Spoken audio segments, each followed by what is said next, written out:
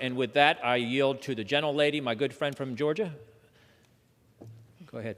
Thank you so much, Mr. Good, and thank you for letting us have this time together. Chairman Perry, Mr. Cawthorn, Mr. Good, Mr. Norman, I'm honored to stand here with you all to stand in defense of our Second Amendment rights.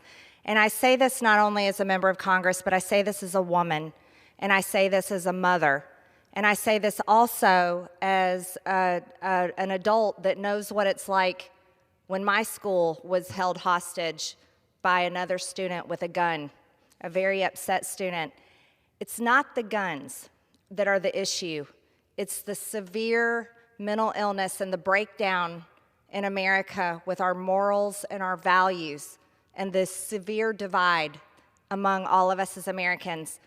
And I want to add to this, and this is a story that I haven't even been able to share with my good colleagues here, but just this weekend, now that I'm a member of Congress, you know, many of us, we get a lot of death threats, but one of my family members received a voicemail on their personal cell phone from a man saying very, very bad things about me, and then saying, "This is what I'm going to do to her," and he cocked a gun and shot it several times.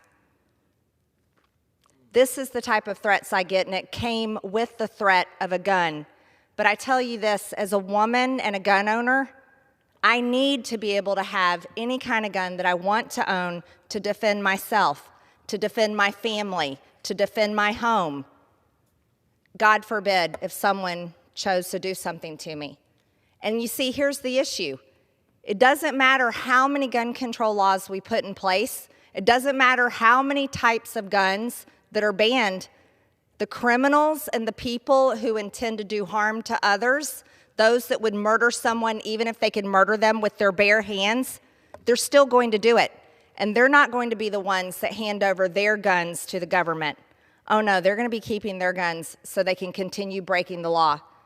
We have guns coming across our border every single day illegally. We have terrorists that have been caught at our border. And then we have a lot of gotaways, and we don't know how many of those are terrorists and what kind of criminals, how much human trafficking, how much child trafficking is happening down there.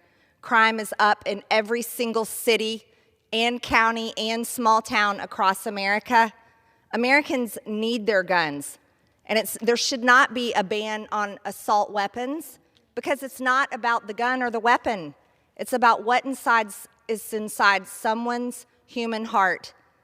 What we have to do is we have to stand in defense and protect our Second Amendment because it's the most important freedom that we have. If we are unable to do that and we lose it in the name of the so-called issues and where they're pointing at really what is a tool, a gun is a tool. The gun doesn't get up and kill people on its own. It's the people that do it.